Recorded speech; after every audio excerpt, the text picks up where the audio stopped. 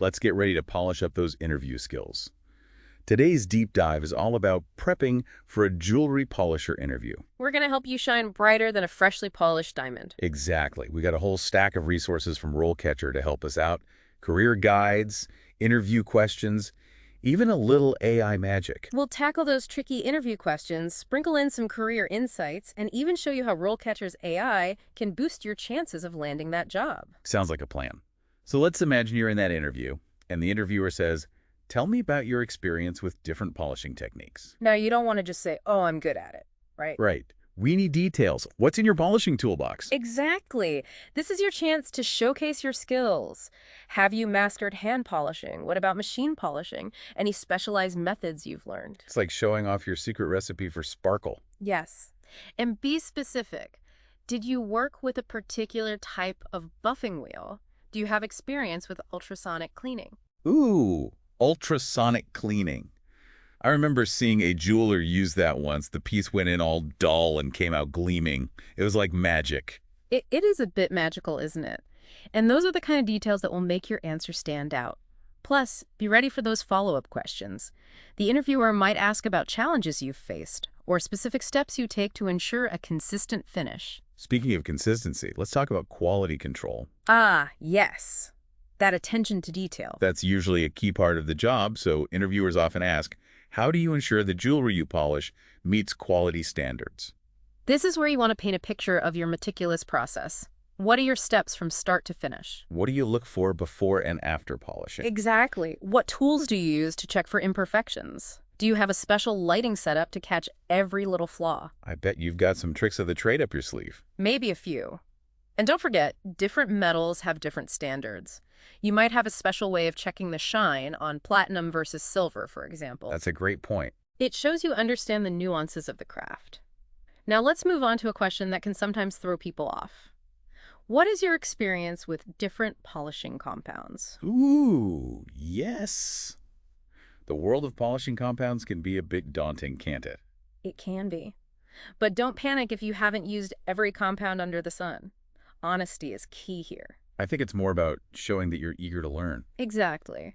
If you have specific experience, name those compounds. But even if you don't, research the company beforehand. Research is key, just like you'd study up for a test. Right. See what kind of jewelry they specialize in, and mention compounds that are relevant to their work. For example, you could say, I'm familiar with rouge for polishing gold, but I'm eager to learn more about tripoli for silver, which I see you work with extensively. That's a great way to show you've done your homework. It shows initiative and a willingness to adapt. Okay, now let's talk about those pieces that require a little extra care. How do you handle delicate or intricate pieces of jewelry? You wouldn't want to use a heavy hand on a delicate filigree necklace. Absolutely not. This question tests your finesse. Think about the tools and techniques you use for delicate work. Like a surgeon with a scalpel. Exactly. You might use a gentler touch with a felt wheel or opt for hand polishing with the fine grit compound. You could even mention specific tools that help you with those tiny details, like a pin vise or a magnifying glass. Those are great examples. Now let's shift gears a bit and talk about something that might seem basic but is super important. How do you maintain your polishing equipment? This is where you show you're proactive and responsible. Right. Think of it like a chef keeping their knives sharp. You wouldn't want to work with dull tools. Definitely not. Regular maintenance keeps things running smoothly and prevents accidents. So, describe your cleaning routine. Do you lubricate your equipment? Are there any specific maintenance checks you perform? You could even mention if you use a checklist or a log to keep track of everything. Those details show that you're organized and committed to efficiency. All right, now let's talk about the question that really tests your metal knowledge.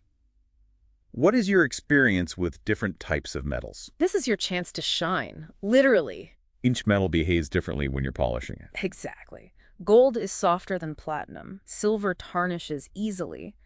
You need to show you understand these nuances. So do your research.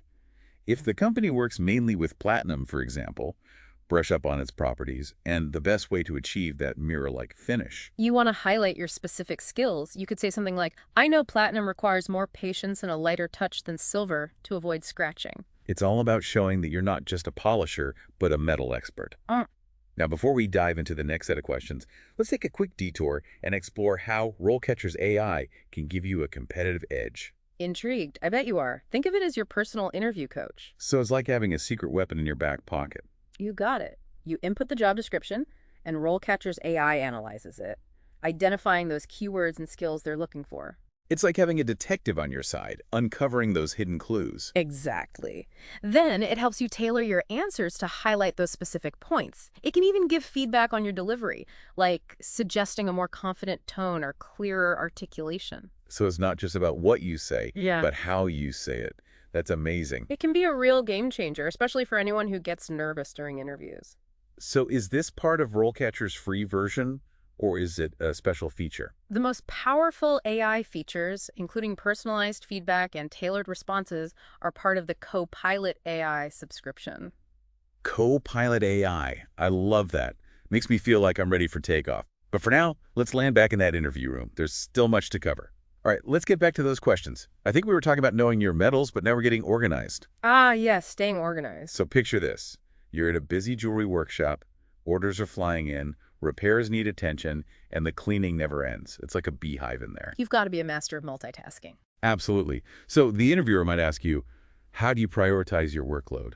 How do you keep all those plates spinning? It's like conducting an orchestra. You've got different instruments, different tempos, and it all has to come together harmoniously. But instead of musical notes, you've got deadlines and customer expectations. Exactly. So this is where you demonstrate your organizational skills. Do you have a system for prioritizing tasks? Do you use a to-do list, a calendar, a project management app? Spill beans. And give specific examples. You could say, in my previous role, I managed rush orders by creating a separate workflow and communicating clearly with the team to ensure timely completion. That's a great example. It shows you can handle the heat when things get busy. And be prepared for follow-up questions. The interviewer might ask, how do you handle unexpected delays? Or, what if priorities change suddenly? That's where your flexibility and problem-solving skills come in. Right.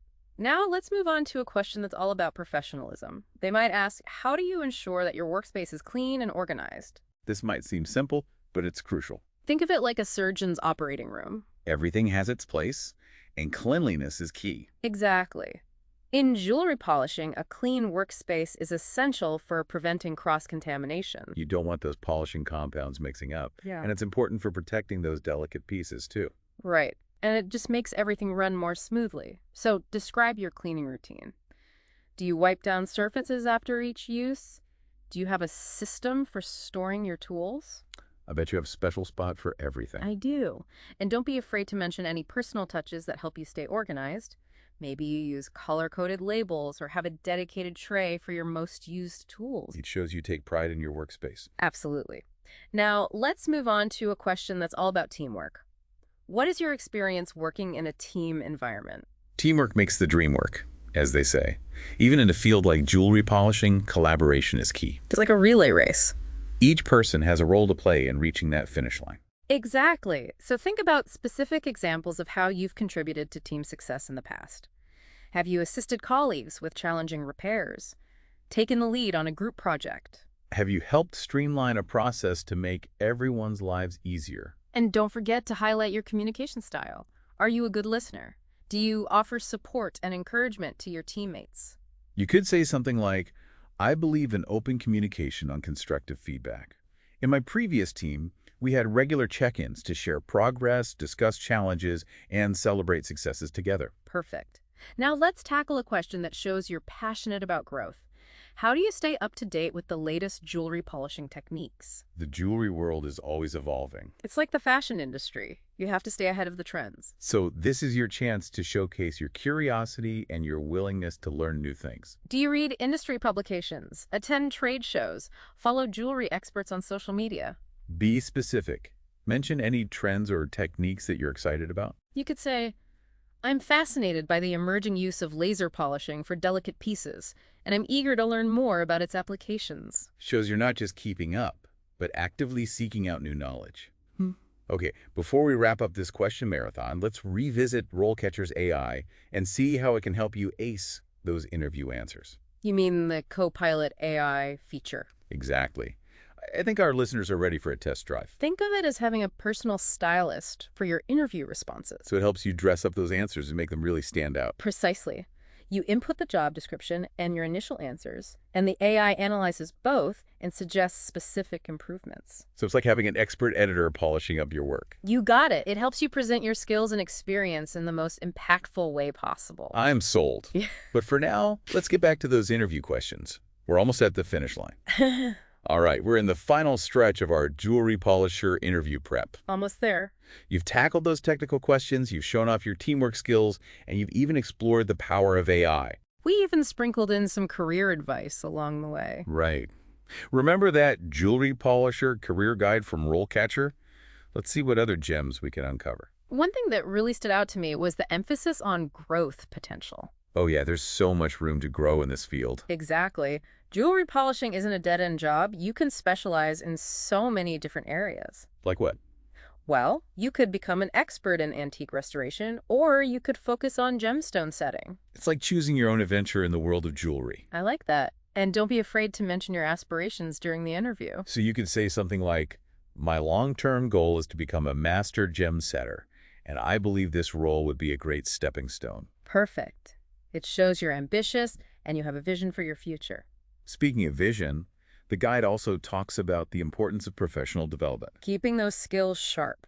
So mention any courses or workshops you've taken, or any that you're planning to take. You could say, I recently completed a course on micropave setting, and I'm eager to apply those techniques in a professional setting. It shows you're proactive and committed to learning. And don't underestimate the power of visuals. Ooh, you mean like showing off your work? Exactly.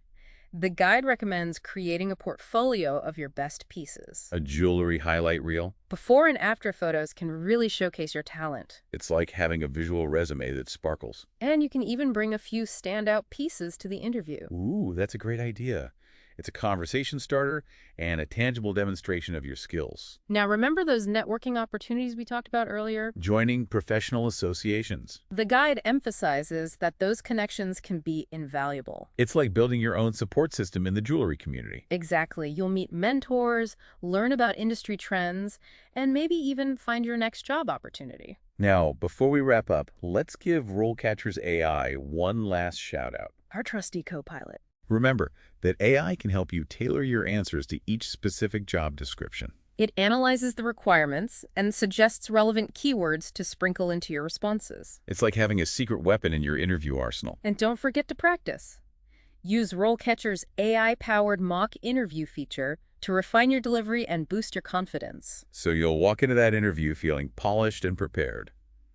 Well, that's a wrap on our deep dive into Jewellery Polisher interview prep. We covered a lot of ground today. We hope you found it insightful, engaging, and maybe even a little bit sparkly. Remember, the journey to your dream career is a marathon, not a sprint. Pace yourself, keep learning, and never stop polishing those skills. We wish you the best of luck in your interview and in your future career as a jewelry polisher. Until next time, keep shining.